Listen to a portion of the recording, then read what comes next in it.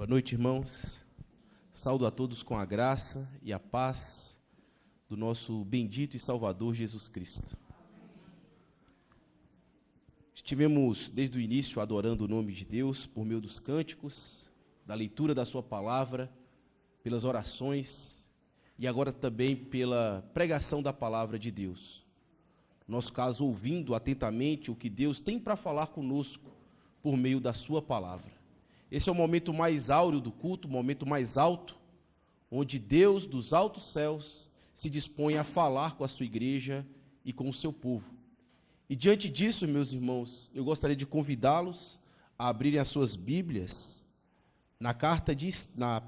no livro de Esther, no capítulo de número 2. No domingo anterior, damos início à exposição desse livro, e agora estamos dando continuidade, livro de Esther, no capítulo de número 2.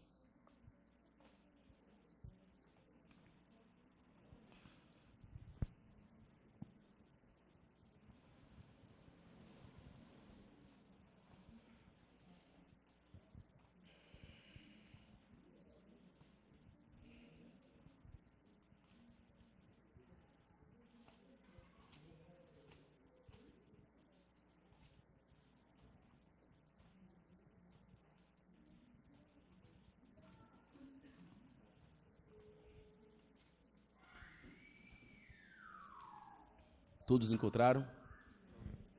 Iremos ler mais uma vez todo o capítulo.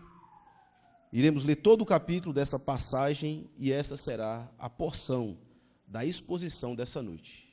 O livro de Esther, capítulo 2, todo o capítulo. Acompanhe com atenção, reverência, o que diz a santa, inerrante e autoritativa palavra de Deus. Diz assim: passadas essas coisas, e apaziguado já o furor do rei Assuero, lembrou-se de Vasti e do que ela fizera e do que se tinha decretado contra ela.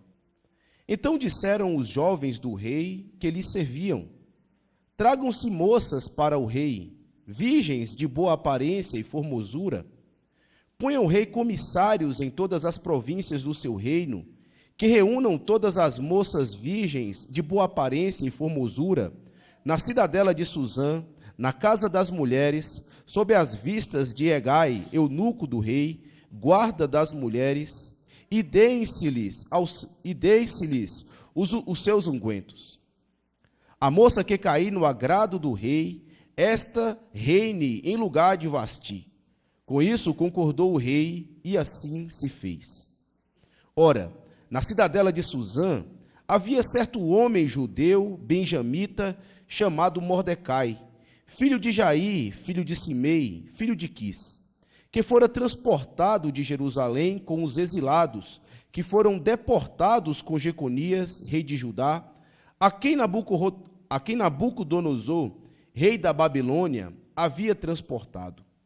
Ele criara Radassa, que é Esté, filha do seu tio, a qual não tinha pai nem mãe, e era jovem bela, de boa aparência e formosura. Tendo-lhe morrido o pai e a mãe, Mordecai a tomara por filha.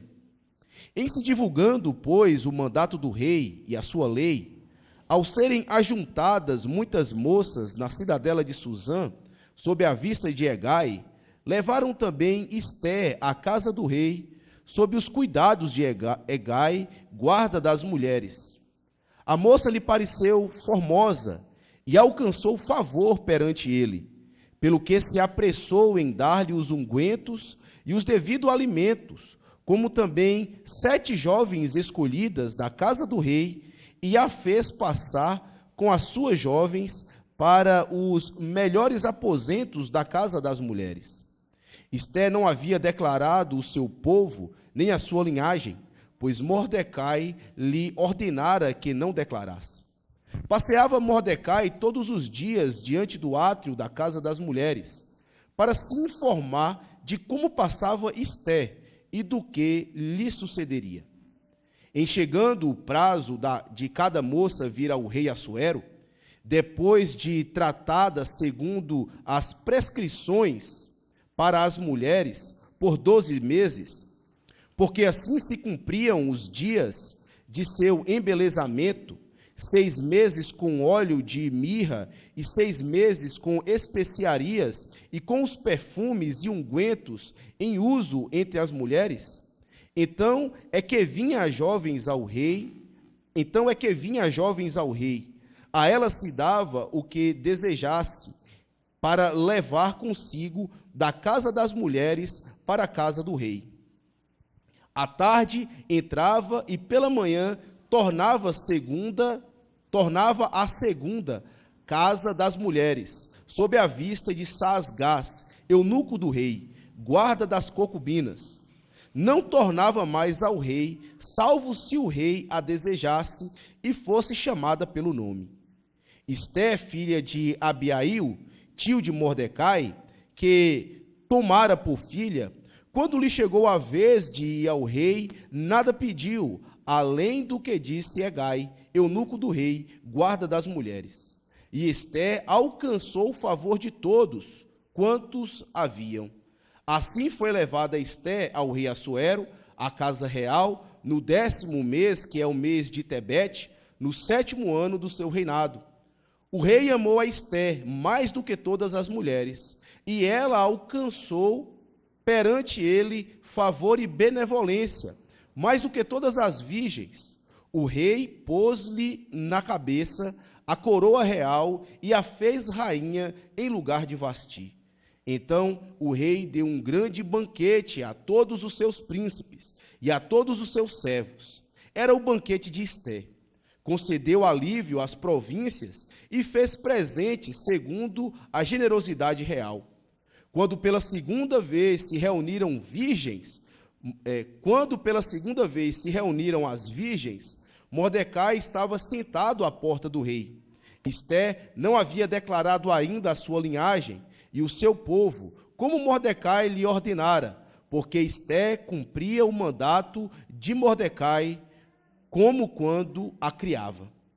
Naqueles dias, estando Mordecai sentado à porta do rei, 2 eunucos do rei, dos guardas da porta, Bigtã e Teres, sobremodo se indignaram e tramaram atentar contra o rei Assuero.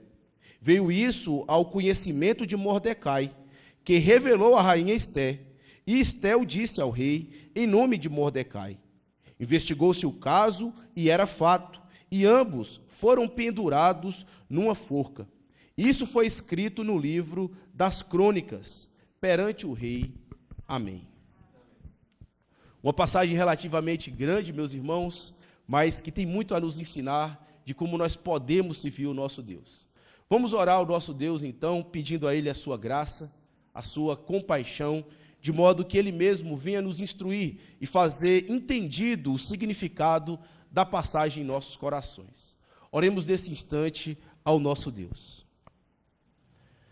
Bendito Senhor que está nos céus, o Deus de Abraão, o Deus de Isaque e o Deus de Jacó, o Deus e Pai do nosso Senhor e Salvador Jesus Cristo. Mais uma vez, ó Deus, humildemente, nos colocamos em Tua presença, reconhecendo o Teu senhorio e o Teu poder, e que ao Senhor cabe o governo de todos os tempos, de todas as eras e de todas as nações. O Senhor está sentado no Teu trono de majestade, e o Senhor é quem governa todas as coisas. E é certo disso, Senhor Deus, que nos aproximamos de Ti, em nome do Senhor Jesus Cristo, para suplicar da parte do Senhor a graça bendita, a fim de que nós venhamos ouvir a voz do Senhor por meio da exposição dessa passagem. Que Tu mesmo, Senhor Deus, fale ao nosso coração essa noite, que o Senhor mesmo faça conhecido em nossas almas a Tua vontade, de tal modo que nós possamos nos apresentar submissos e obedientes à Tua vontade. Sabemos, ó Deus, que nenhum de nós aqui, quer quem seja, não somos dignos de tamanha graça e de tamanho benefício. Mas tão somente, ó Deus, porque o Teu nome está sobre nós, o Teu nome está sobre a igreja, e pelo zelo que tu tem pela igreja, e pelo povo que o Senhor escolheu, pelo nome de Cristo que está sobre nós, tu possas, Senhor Deus, edificar e fortalecer o teu povo, de modo que sejamos alimentados, nutridos, consolados, confrontados pela tua palavra e também consolados pela mesma. Ó bendito Deus, que nós não venhamos sair daqui essa noite sem ouvir a tua voz. E ajuda-me, ó Deus, a mim, pregador que o Senhor designou para esse serviço. Me ajuda a expor com fidelidade, reverência, clareza, aquilo que o Senhor transmitiu pela pena dos teus servos. Me ajuda, Senhor Deus, apesar das minhas muitas fraquezas e deficiências, que o Senhor seja glorificado, Cristo exaltado em nossos corações. É o que nós te pedimos, ó Pai, em nome de Jesus. Amém.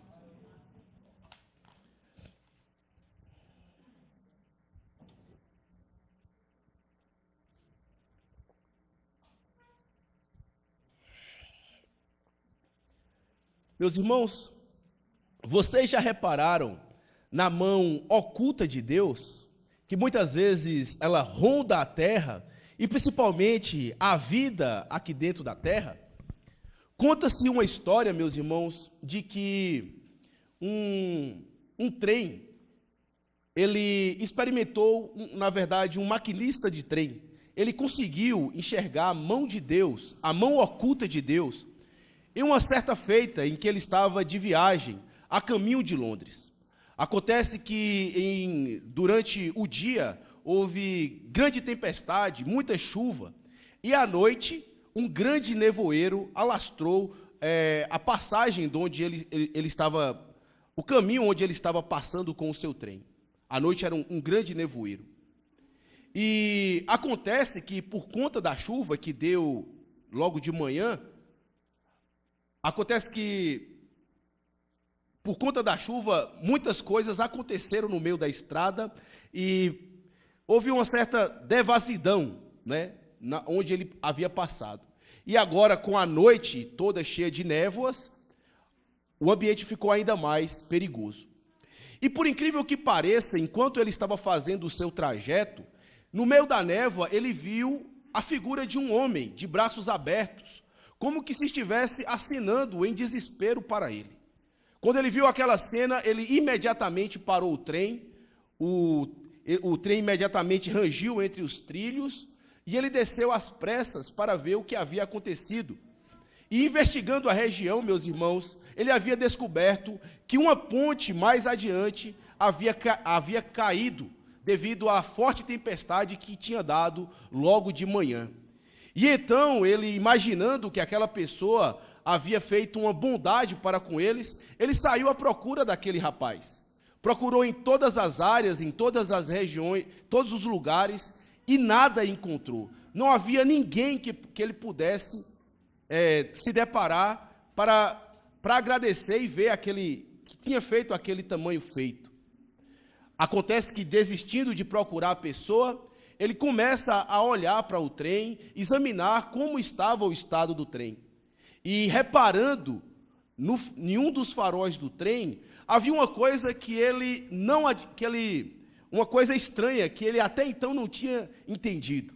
E quando chegou mais de perto, ele percebeu que era uma pequena mariposa que estava se batendo no farol do trem, e estava se batendo ali no trem, e ele entendeu, então, o que de fato aconteceu. Naquele mesmo instante, ele se ajoelhou diante do trem e viu e adorou a Deus, porque entendeu que Deus havia utilizado da silhueta da mariposa, batendo na névoa que estava projetado a silhueta da mariposa que estava projetada na névoa do meio do caminho, e ele entendeu que foi Deus quem utilizou aquilo para que as pessoas do trem não fossem destruídas imediatamente ali na ponte. O que acontece, meus irmãos, na verdade, é que muitas das vezes Deus usa coisas estranhas e circunstâncias adversas, coisas que nós nem mesmo imaginamos, a fim de nos livrar de situações das quais nós não suspeitamos que estamos passando por dificuldade. A grande verdade é que a mão oculta de Deus, ela age em nossas vidas, em várias ocasiões, em várias circunstâncias, sem mesmo que nós venhamos reparar. Nós muitas das vezes nem damos contas que os problemas estão vindo diante de nós. E Deus, no silêncio, através da sua mão oculta, Ele nos livra e a sua glória fica então estampada para todos, para quem possa ver e enxergar. Uma coisa que eu gostaria de perguntar para você antes de começarmos o nosso sermão é lhe perguntar quantas vezes você tem se angustiado pelos problemas que lhe tem assolado. Quantas vezes você tem se sentido sozinho em meio às adversidades que lhe assaltam? Quantas vezes você imaginou que o problema que viesse lhe assaltar, você não mais poderia suportar? Quantas vezes? Certamente, inúmeras vezes, meus irmãos, essas coisas sobreveio ao seu coração. Mas me diga, me diga, de todas essas ocasiões em que você ficou angustiado, de todas essas situações em que você ficou com medo, qual delas você foi totalmente destruído? Você foi totalmente consumido por meio desses problemas? E eu te respondo, nenhuma delas. E a prova disso é que você está aqui, ouvindo esse sermão, lembrando dos seus problemas do passado e lembrando também que você passou por ele. Como então explicar, justificar todas essas coisas que acontecem em nossas vidas? Apenas uma, meus irmãos. Nada mais é do que a mão oculta de Deus, agindo por nós, em ocasiões que nós não vemos, que nós não imaginamos, mas que Ele está presente ali, governando todas as situações. Isso, na verdade, meus irmãos, é um banho de ânimo que nós temos para descansarmos na soberania de Deus, descansarmos na sua providência, certo de que Ele irá fazer com que o seu povo seja preservado em qualquer situação, em qualquer coisa que ele esteja passando. Não importa qual adversidade que seja, não importa qual luta, qual problema ou a maior avalanche que venha na nossa vida. Uma coisa nós podemos ter certeza, nós temos plena consciência. A mão de Deus, ainda que oculta, ainda que nós, sem podermos perceber, está agindo em favor do seu povo, a fim de que ele seja preservado. E quando nós olhamos para essa passagem, meus irmãos, para o capítulo 2 de Esther, é exatamente isso que nós aprendemos. Nós nos deparamos aqui com um Deus soberano, com um Deus que está no controle da situação, no controle das circunstâncias, e Ele vai utilizar de circunstâncias, Ele vai utilizar, inclusive, de pecados do seu povo, pecados até mesmo de pessoas que não são do seu povo. Ele irá utilizar daquilo que Ele tem ao alcance, a fim de que o seu povo seja preservado em qualquer circunstância possível.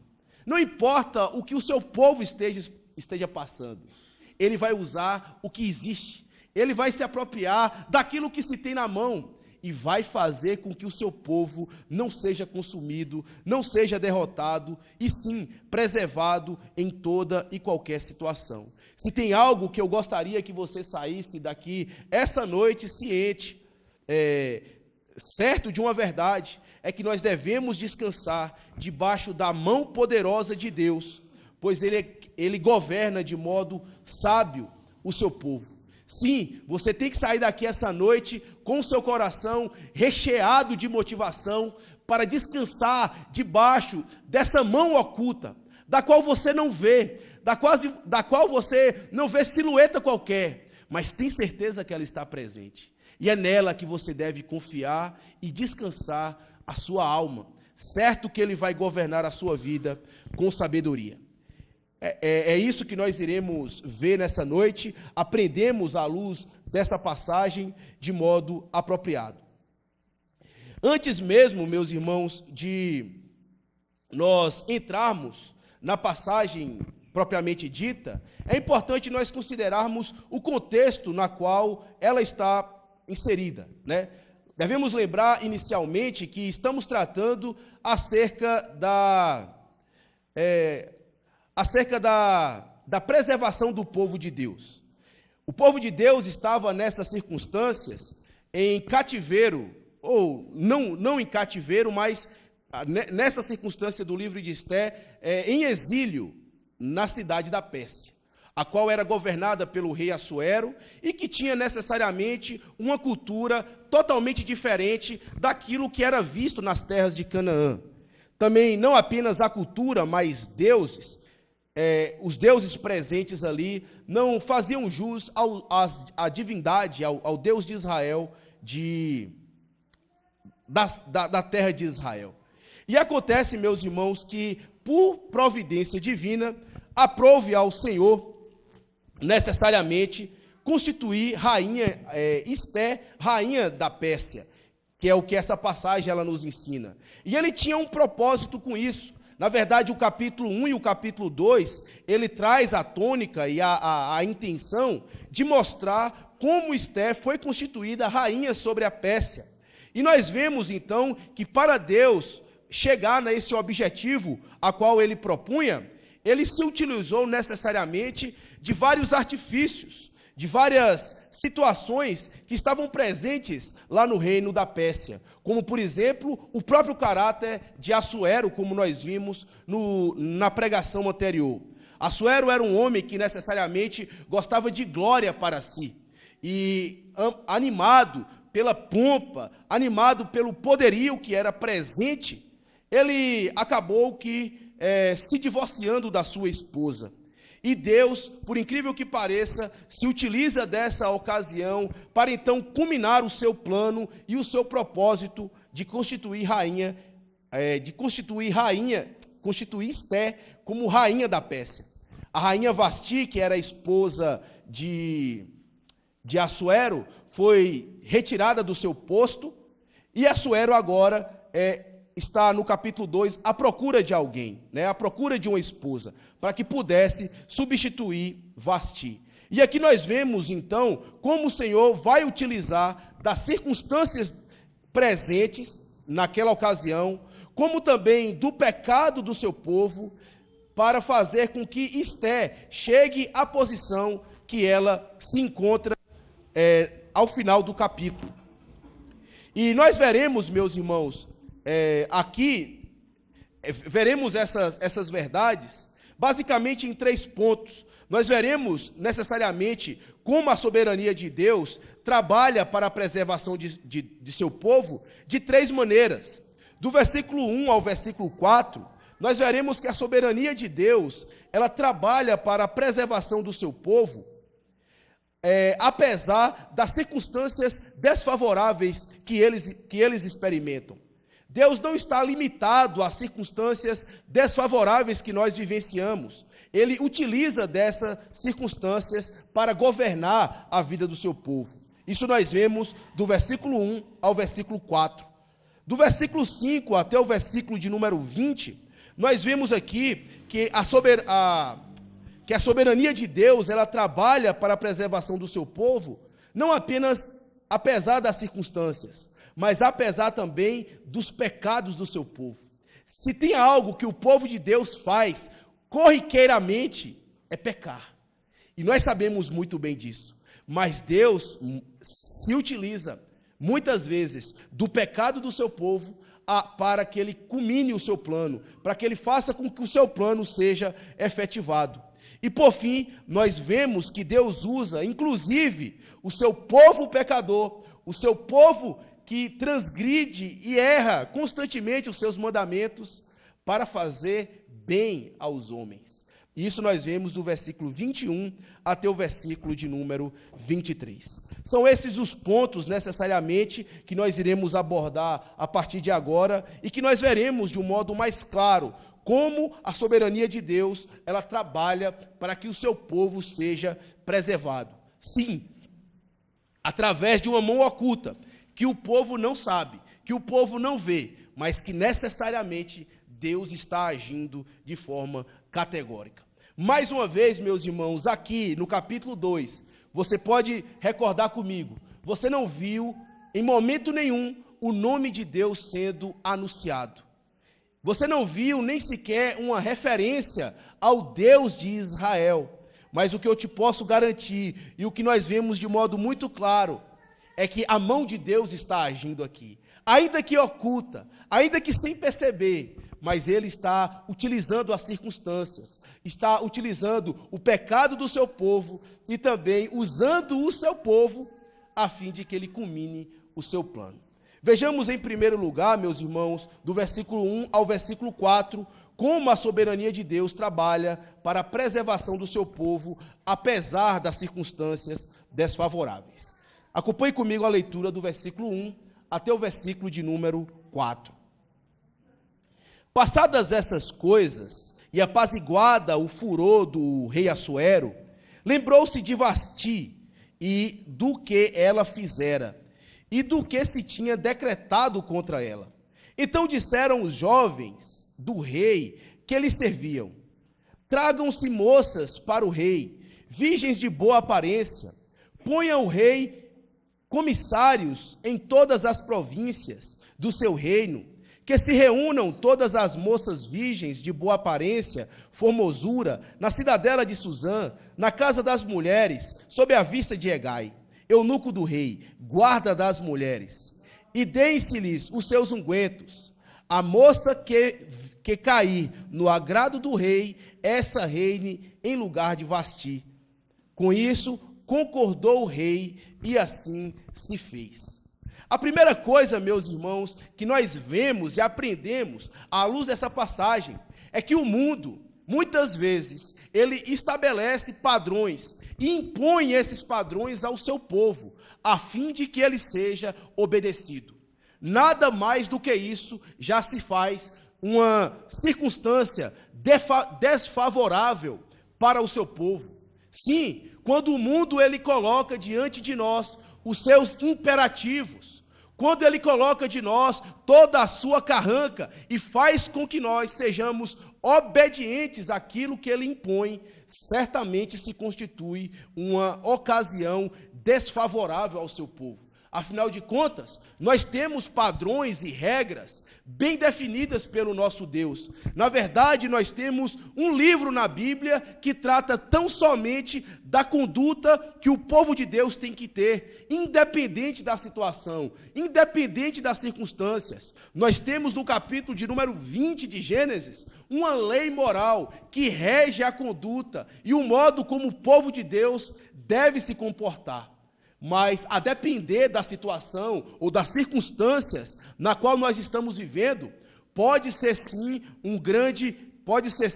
uma situação bem adversa. Quando estamos inseridos em um contexto completamente antagônico ao qual nós estamos acostumados a sobreviver, acostumados a vivenciar, ou a padrões diferentes que foram dados a nós pelo nosso Deus. A sociedade, o mundo, tem os seus próprios padrões, e Deus tem também exatamente as suas regras, a sua lei, e isso de certa forma cria um contraste, cria algo desfavorável, porque o povo de Deus agora tem que ser obediente em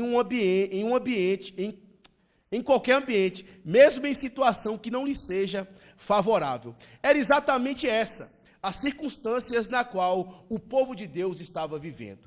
Devemos lembrar, meus irmãos, que a rainha Vasti tinha sido retirada do seu posto de rainha, e necessariamente o lugar ficou aberto.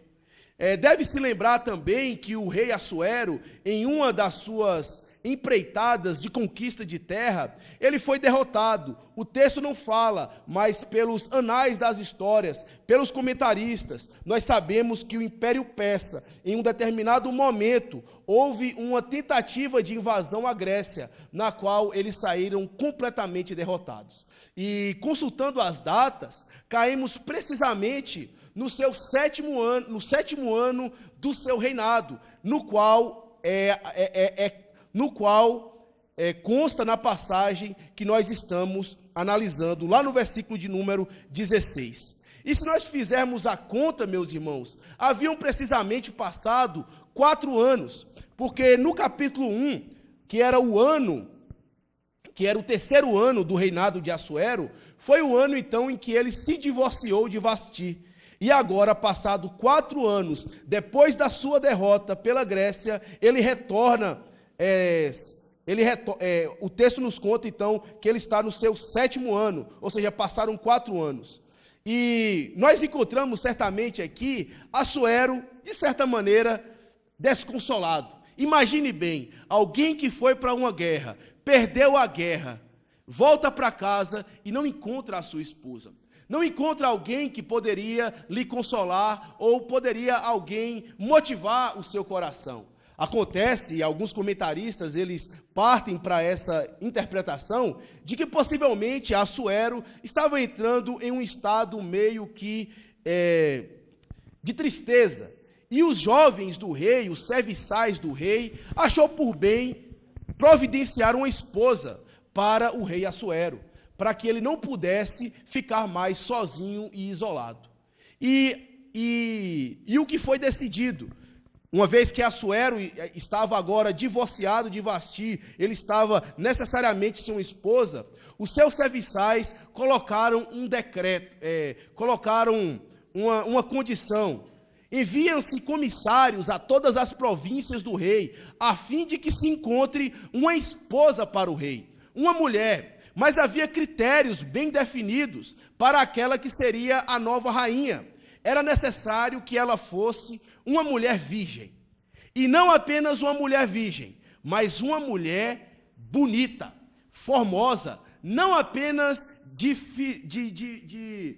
face, mas de corpo, totalmente bela. Ela deveria ser alguém virgem e muito formosa, e ainda por cima caísse no agrado do rei Assuero. Essa era a condição, era o critério propriamente dito para que se encontrasse uma esposa para o rei. E então, certamente, seriam enviados comissionários, pensem, serviçais do rei, indo por todas as províncias, as 127 províncias do rei Assuero, à procura de uma esposa. Estava aberta necessariamente a temporada de procura às mulheres bonitas do reino de Assuero, a fim de que ele pudesse se casar. Mas uma coisa que o texto também nos fala, meus irmãos, e aqui pesa principalmente a circunstância desfavorável, é que isso era necessariamente imposto sobre aquelas mulheres da sua província. Não havia escolha, elas não tinham o que querer. Não era necessariamente um concurso de beleza ou alguém ou uma vaga que estava aberta para qualquer mulher que pudesse assumir e que estava disposta e animada, postando na rede social que estava agora se alistando para o concurso da rainha, para a rainha da Pérsia. Não era nada dessa situação. Pelo contrário, os soldados de Assuero iam pelas províncias à procura de mulheres bonitas, queiram elas ou não, queiram as suas famílias ou não, elas deveriam se comparecer. Elas não tinham escolha. A vaga de Vasti tinha que ser ocupada por uma mulher que ocupava aquele posto. Imagine você, pai, imagine você, mãe, que cuida da sua filha com todo cuidado, com todo esmero, fazendo afastar todos aqueles engraçadinhos que se aproximam dela. E agora, de repente, no meio do contexto em que ela estava vivendo, um soldado bate na sua porta e pega a sua criança, tem que ir lá para a casa do rei Assuero, para servir-lhe de esposa. Mas não era necessariamente o fato dela ir para a casa do rei Assuero, não significava necessariamente que ela seria constituída imediatamente esposa. Ela era, por assim dizer, experimentada ou degustada pelo rei para ser um pouco mais pesado, porque era de fato as circunstâncias de como se vivia na Pérsia, sob o regime de Assuero. Então, Assuero queria agariar o máximo de mulheres possíveis. E aquela que fosse bela, a mais bela possível, seria a sua rainha. E as outras que vieram, que necessariamente não passaram pelo concurso, seriam então compostas, seriam então colocadas na casa das mulheres, que era necessariamente o harém de Assuero. Nessa ocasião, o Assuero poderia chamar a qualquer momento essa moça, mas necessariamente não era a sua predileta, ou a sua esposa propriamente dita. Seria aquela que ele havia escolhido para ser rainha. Aqui, meus irmãos, já se pesa algo sobre as circunstâncias em que o povo de Deus está vivendo. Pense o povo de Israel, no caso, Esté propriamente dito, que era a personagem principal da passagem, do nosso foco, entre os cidadãos de Israel. Pense, por exemplo, como ela deveria se comportar. Qual era a atitude de Esté diante dessa situação, quando os soldados batessem na sua porta para que ela pudesse se tornar ou uma das concubinas de Assuero, ou então uma das suas rainhas? Como Mordecai, que era o pai adotivo de Esté, deveria se comportar? Quantas circunstâncias desfavoráveis necessariamente pesava sobre aquele povo de Deus que estava vivendo naquelas circunstâncias. Mas é exatamente aí, meus irmãos, que nós vemos, então, Deus começar a agir e preservar o seu povo. Até então, nós não vemos qualquer ação ou feitura de Deus, mas o fato é, ele está utilizando essa circunstância para que Esté seja colocada como rainha do Império Persa. Aqui, meus irmãos, antes mesmo de nós passarmos para o segundo ponto, faz necessário nós fazermos algumas breves aplicações às nossas vidas. E nessa primeira aplicação, eu gostaria de me voltar para os jovens dessa igreja. Para aqueles que necessariamente estão à procura de um bom relacionamento, ou estão querendo um casamento para si, que querem constituir uma família. Como nós vemos, meus irmãos, o mundo no qual nós vivemos, a semelhança da Pérsia, ele apresenta critérios, propostas, que muitas das vezes são impostas sobre o povo de Deus. Mas eu quero perguntar para você, o que é que você tem utilizado como critério, como proposta, como regra para procurar um relacionamento para a sua vida? Será que você necessariamente se dá aos imperativos da sociedade, de que no caso dos homens, aquele homem que fica necessariamente muito tempo sem uma mulher, possivelmente ele está partindo para o outro time, ou não gosta de mulher, como muitas das vezes é vista dentro da nossa sociedade. Ou aquela moça que se guarda virgem, ela é tida como uma mulher boba, ou ela é tida como uma pessoa ultrapassada, ou preferem necessariamente se entregar aos imperativos da nossa sociedade. Uma coisa que eu queria dizer para vocês, jovens, é que existe um padrão muito mais nobre, um padrão muito mais alto dado por Deus no modo como vocês devem procurar os seus relacionamentos. Não é entregando o seu corpo a alguém que não é o seu cônjuge, que você irá conquistará um casamento. E muito menos procurando uma esposa, você que é homem, pelos atrativos e pelos ensinamentos do mundo. O mundo necessariamente ensina que a mulher mais apropriada para casar é aquela que é a mais bonita, aquela que tem o corpo bem torneado, que tem uma figura bem chamativa. E muitos jovens e rapazes enveredam por essa situação e esquecem do principal. É necessário que aquela a quem você irá se casar, você seja atraído por ela. Mas mais importante do que a beleza física é a beleza interior, é o caráter dela, é a disposição que ela tem para ser submissa e obediente a Deus. Onde é que você tem procurado a sua esposa, a sua esposa, você que é um jovem solteiro, ou de que modo você está tentando segurar o seu relacionamento, você que é uma jovem solteira. Lembre-se, o mundo ele irá colocar vários imperativos na sua vida, mas utilize aquele que é dado por Deus. Uma esposa crente, aqueles que são jovens, uma mulher piedosa, temente a Deus e virgem, se possível. Se não for virgem, também não tem problema, contando que seja uma virgem arrependida, uma virgem que esteja se não for virgem, uma que esteja arrependida por ter caído em pecados em momentos anteriores, quando não servia a Deus.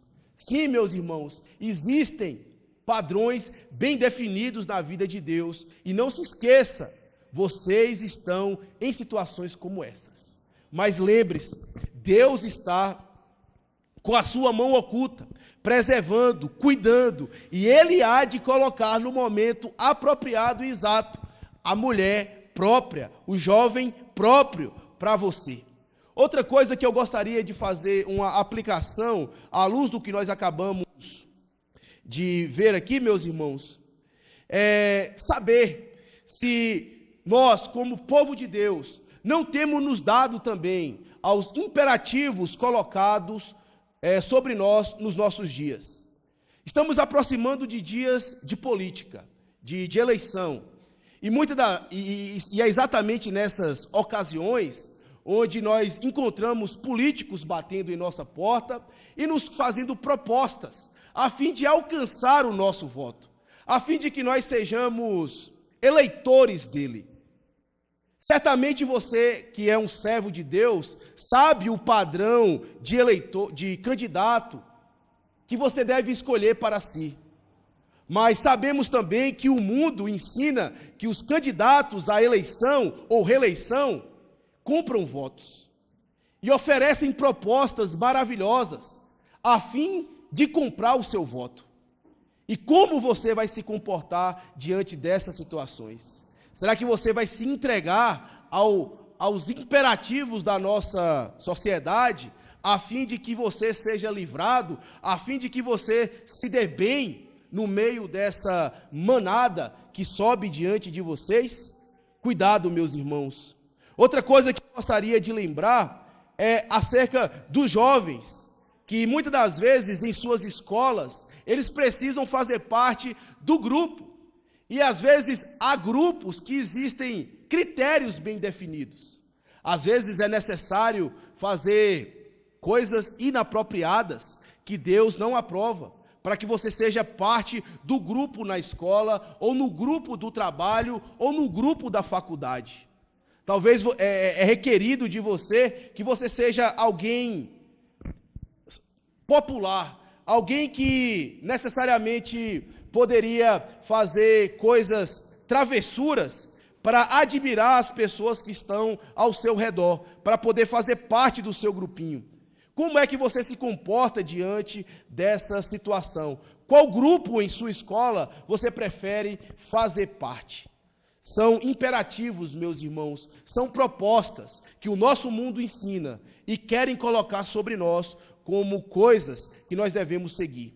Mas nós devemos ter bem claro, apesar de toda essa situação desfavorável e desconfortável, Deus, sim, Ele tem suas maneiras de providenciar algo melhor para nós.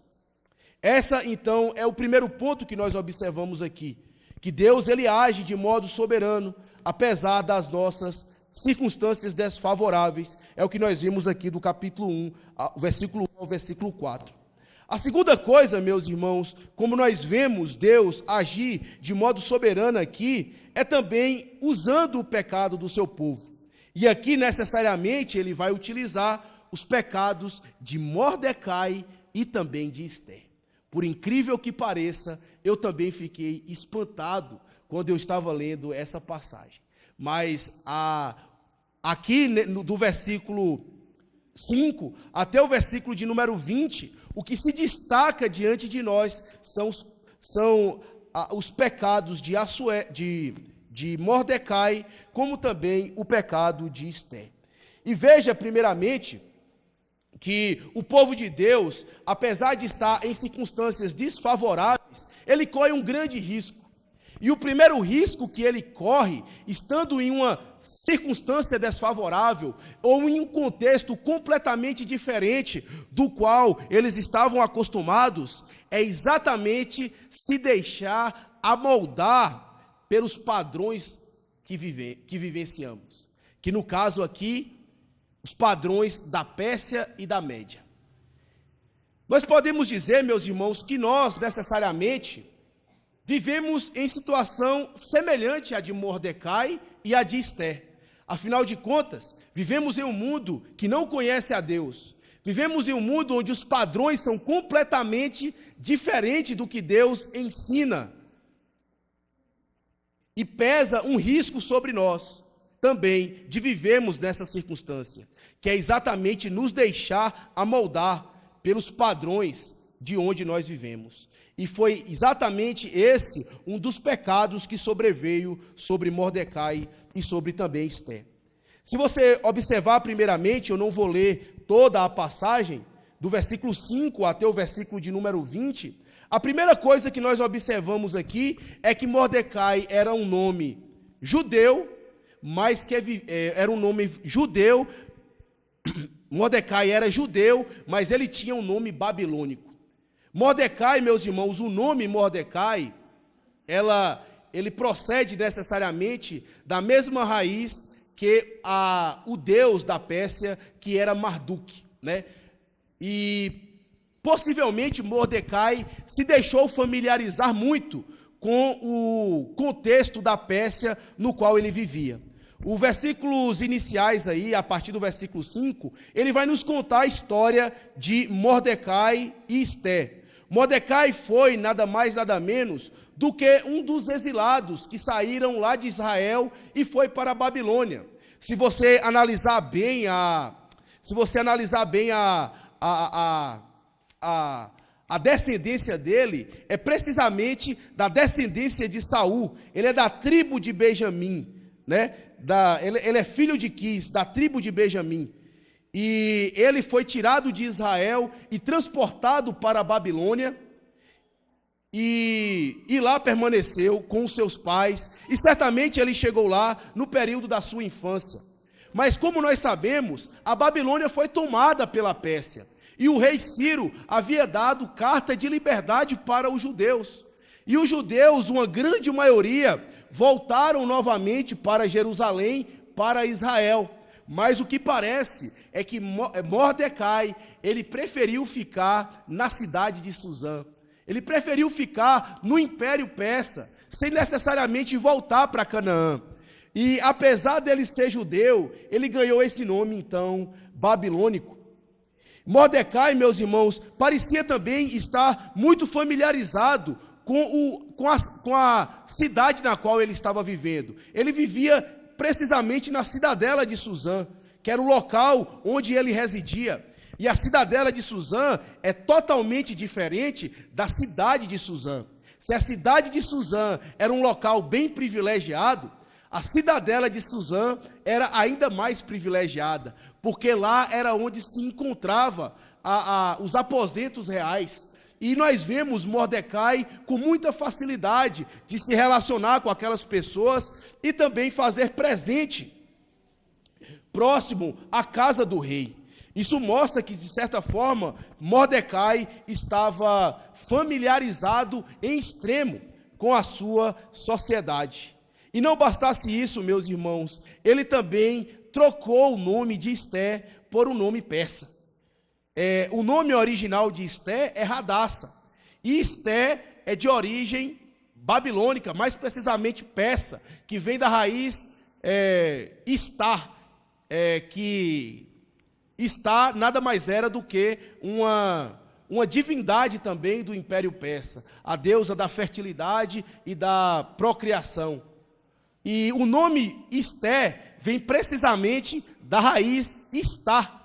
Ou seja, Mordecai, que necessariamente estava familiarizado com o Império Persa, com a circunstância persa, parecia que ele se sentia muito à vontade ali, dentro daquela região.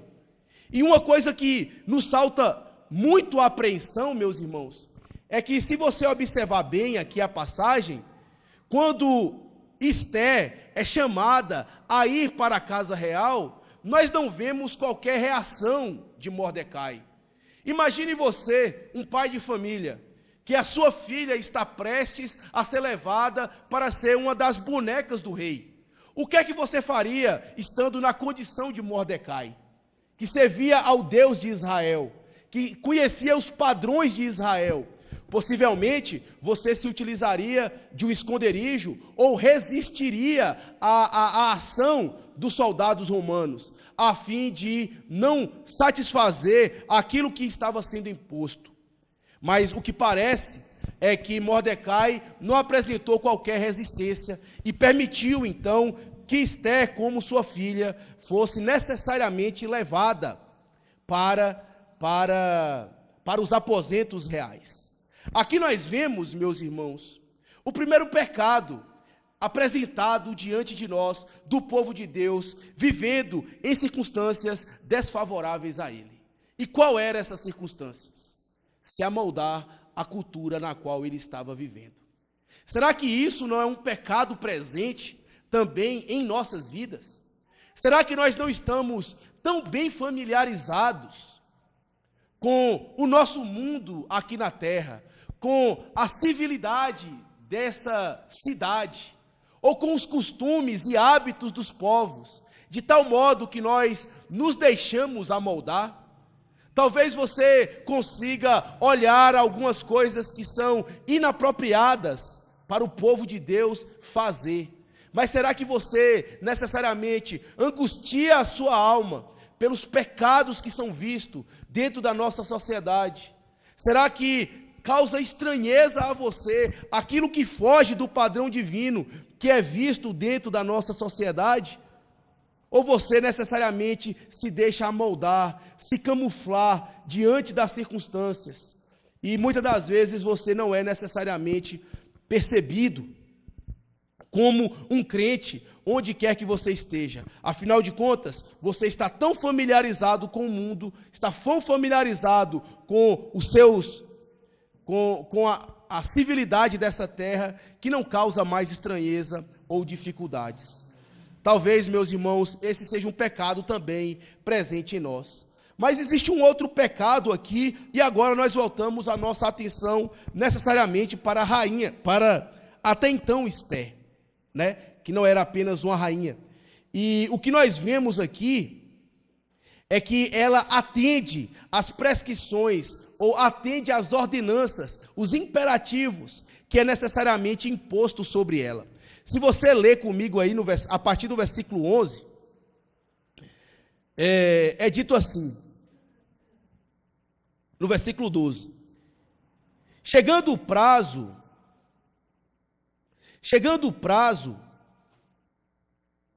lá no versículo 8, irmãos, é dito assim: em divulgando-se, pois, o mandato do rei e a sua lei, ao serem ajuntadas as moças na cidadela de Susã, sob as vistas de Hegai, levaram também Esther à casa do rei, sob os cuidados de Hegai, guarda das mulheres. Versículo 9, a moça lhe pareceu formosa e alcançou favor perante ele, pelo que se apressou em dar-lhe os ungüentos e os devidos alimentos, como também 7 jovens escolhidas da casa do rei, e fez passar com as suas jovens para as melhores aposentos da casa das mulheres. Esther aqui, meus irmãos, atende todas as prescrições que era ordenada pelo império. É dito que ela era uma mulher formosa, ela era uma mulher bonita, ela apresentava os requisitos ideais para ser a rainha do rei. Mas uma coisa que nós vemos aqui, e que também causa estranheza a nós, é que Esther, ela achou favor diante de Hegai. Mas não apenas ela achou o favor de Hegai, ela achou o favor de todos os que estavam na casa. Ela achou, inclusive, favor diante do rei. Ou seja, Eles olharam para ela, elas apresentavam os requisitos necessários e ela foi necessariamente condescendente com aqueles imperativos que eram postos sobre ela.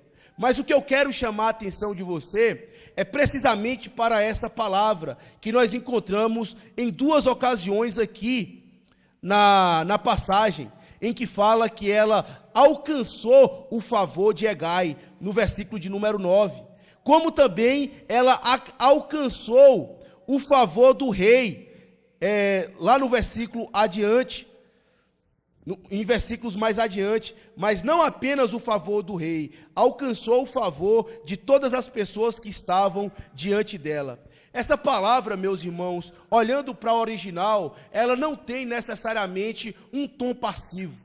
Ela tem uma palavra, é como se Esther, ela houvesse trabalhado para alcançar o favor do rei. Era como se ela fizesse tudo o que estava disposto em suas mãos para alcançar aquele objetivo.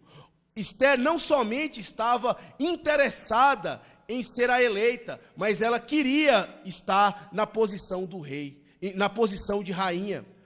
E para isso ela se submeteu a todas as prescrições, ou seja, ela foi levada para a casa de Assuero. Sim, Assuero era um homem pagão, Assuero era um homem que era um homem incircunciso, e ela se dispôs a casar com um homem incircunciso. Não bastasse isso, meus irmãos, Esther, ela se preparou devidamente, com os óleos, com os ungüentos. Ela achou tamanho favor diante de Hegai, que Hegai deu ainda alguns brindes para Esther. Deu 7 mulheres da casa das mulheres, para que pudesse servir a ela. E não bastasse isso, deu ungüentos e perfumes, no qual ela poderia se preparar devidamente. Ela usou e abusou de tudo que tinha necessário. E não bastasse isso ainda, meus irmãos, ao chegar diante do rei, ela se condescendeu. Ela entrou para dentro, ela entrou para o quarto do rei e banqueteou-se com ele em seus prazeres. Por essa você não esperava. E eu também não esperava. Mas Esther, ela se entregou, ela se deixou levar, ela se amoldou aos padrões da sua época, ela se deixou ser convencida por aquelas circunstâncias e necessariamente pecou diante de Deus, tão somente porque ela se deixou atender pelas prescrições do Império Persa. Eu confesso para vocês, meus irmãos, que eu tive a mesma impressão quando eu estava lendo e estudando essa passagem. Mas Esther, nós vemos em momento nenhum resistindo àquilo que estava sendo imposto. Nós vemos Esther em nenhum momento apresentando resistências ou um argumento sequer a Mordecai de que ele não poderia fazer. Na passagem que nós acabamos de ler, de Davi e os seus companheiros, que de igual modo estavam na Babilônia, foram dada uma prescrição para ele: adore o meu Deus, ou vocês irão morrer. E eles escolheram exatamente a fornalha de fogo ardente. E parece que não é a mesma coisa que nós encontramos com Esther. Parece que ela se dá, ela se entrega, ela se dispõe a fazer o que estava sendo ordenado. Como eu gostaria de dizer para vocês, meus irmãos, sim, nós, como povo de Deus, temos pecado. Nosso pecado, muitas das vezes, ofende e desagrada a Deus, e muitas das vezes irá ficar registrado, para que nós possamos entender que o nosso pecado é a pior coisa que pode acontecer no nosso relacionamento para com o Senhor. Atender às prescrições do mundo vai levar você exatamente a pecar, vai levar você necessariamente a transgredir aquilo que Deus tem ordenado. Ou você resiste, ou você necessariamente vai pecar. Uma coisa que serve também para nós, essa passagem, é lembrar que os nossos heróis, eles têm pé de barro. Sim, Adão tinha pé de barro, Moisés tinha pé de barro, assim como Davi e agora também a nossa querida rainha Esther, ela tinha um pé de barro. E como nós, homens, estavam susceptíveis a pecados e fraquezas, exatamente por ter se dado a atender às prescrições da Pérsia. E não bastasse isso, meus irmãos, nós vemos algo mais. Além de atender às prescrições, nós vemos aqui tanto Esté como Mordecai ocultando a sua identidade. Talvez isso poderia soar como sabedoria, talvez isso poderia soar como inteligência ou prudência diante de Deus. Em algumas circunstâncias é importante nós termos isso, mas não no caso em que nós encontramos aqui. Eles estão no meio de um povo desconhecido, eles são um povo desconhecido, e ali ele então se camufla, eles não se identificam como povo de Deus. Mordecai orienta Esté para que ela não identifique que ela fazia parte do povo de Deus. Afinal de contas, alguma coisa ruim poderia acontecer. Alguma coisa grave poderia vir sobre eles, ou talvez a pior de todas. Talvez Esté não poderia ser a rainha. Afinal de contas, ela era hebreia. E deveria ser uma persa, que deveria ocupar o posto de rainha da Pérsia. Assim, meus irmãos, nós vemos então que para Esté chegar até o trono, Deus se valeu do pecado de Mordecai, Deus se valeu do pecado de Esté, como também da negligência deles em se identificar como povo de Deus. Será que você também tem feito assim? Será que você também tem utilizado de pecados seus para serem promovidos nas circunstâncias onde vocês vivem? Uma coisa que eu posso garantir para você, meu irmão e minha irmã, os pecados não são as melhores vias para sermos promovidos diante de Deus. Pecado mancha, pecado fere, pecado nos tira a nossa identidade de como somos cristãos. Quando você está no seu trabalho, ou quando você está na sua escola, ou quando você está desenvolvendo dentro da sua sociedade, você é identificado como um crente, as pessoas sabem que você serve ao Deus bendito, pelo seu caráter, pelo seu comportamento, aonde quer que você vá. Essa é a melhor via que nós poderíamos servir a Deus. Mas não se esqueça, apesar dos seus pecados, Deus há de cumprir os seus planos e os seus objetivos. Mordecai pecou, Esté também pecou, e pecou ocultando a sua identidade de Deus. Mas isso não impede de Deus, então, culminar o seu plano. E é exatamente aí onde nós vemos Esté sendo colocada como rainha do Império Persa. E aqui Deus, então, conclui o seu objetivo em fazer Esté rainha do Império Persa. No versículo 19, é dito assim, no versículo 18, então o rei deu grande banquete a todos os príncipes e servos, era o banquete de Esté, concedeu alívio às províncias, fez presentes à generosidade real. Quando pela segunda vez se reuniram as virgens, Mordecai estava assentado à porta do rei. Todos agora estavam presentes, vendo o glamour, vendo como Deus, então, estava direcionando e conduzindo a história da Pérsia. Esse é o nosso segundo ponto.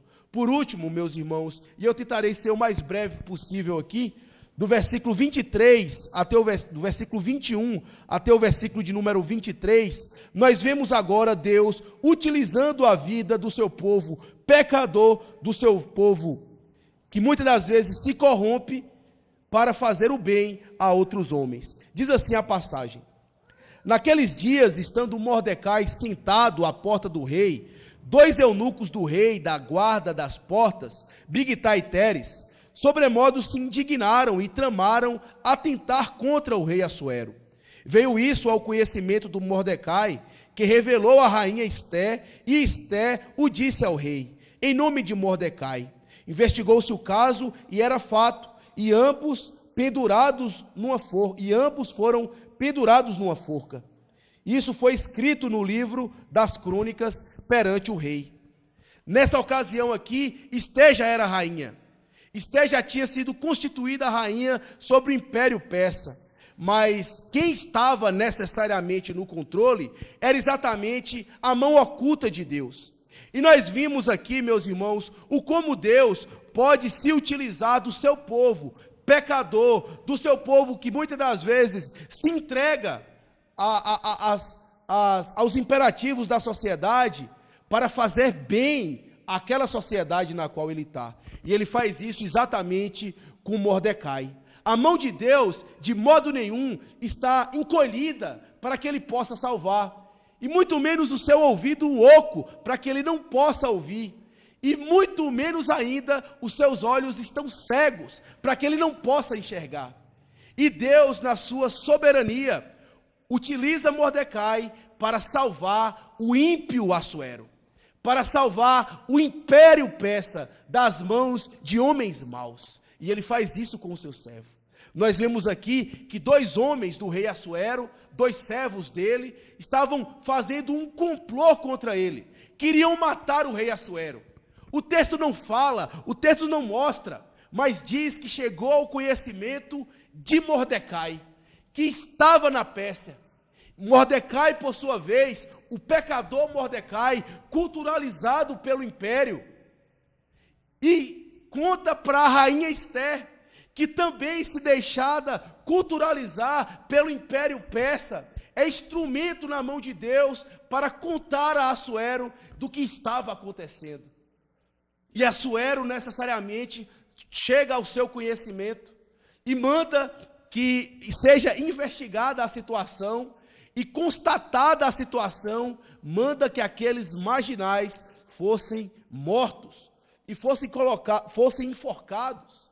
E mais ainda, aquele bom ato de Mordecai foi colocado nos livros da crônica do rei, que salvou o rei da Pérsia.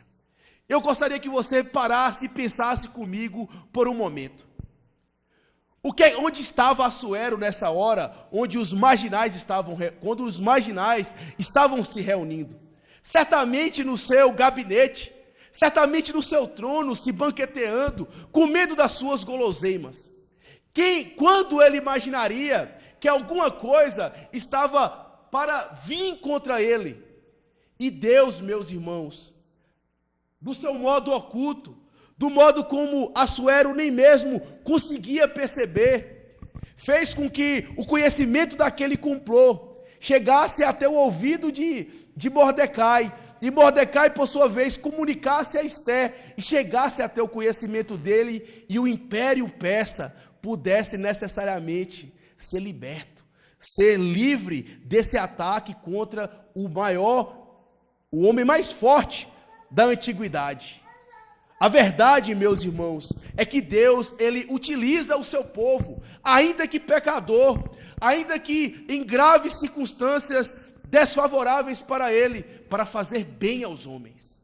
E você foi necessariamente chamado para fazer isso. Nós fomos chamados para ser utilizados por Deus, apesar dos nossos pecados, apesar das nossas deficiências, para fazer com que seja preservada a vida dos homens, a vida das pessoas, e em especial o nome de Deus.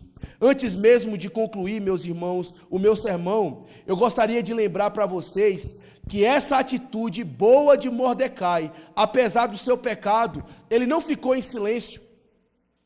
Ele foi registrado. E veja por uma vez que aqueles que praticam boas obras, as suas boas obras, elas não ficam ocultas. As suas boas obras servem para beneficiar aquele que praticou, serve para beneficiar aquele a quem a boa obra foi realizada, mas também aquele a quem praticou. Se você se lembrar bem, mais adiante, vai chegar ao conhecimento do rei esse fato de que Mordecai era necessariamente a pessoa que utilizou dessa boa obra para com ele. E Assuero necessariamente vai utilizar um dos seus príncipes, que era o mau Amã, para exaltar Mordecai exaltar os feitos dele. Ou seja, apesar de que Mordecai não tenha sido beneficiado pela boa obra que ele realizou, mais adiante, ele seria recompensado por Mordecai pela sua boa obra.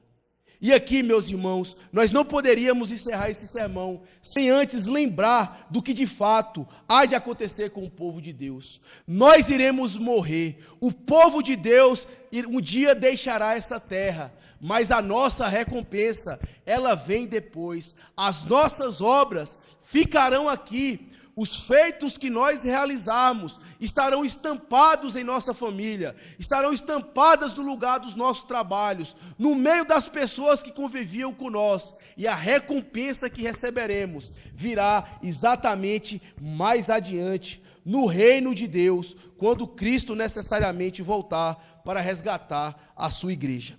Uma coisa que eu gostaria que você saísse daqui essa noite, ciente, é de que Deus, Ele governa, ainda que nós não venhamos. O nome de Deus não aparece, mas a sua boa mão está agindo em nosso favor.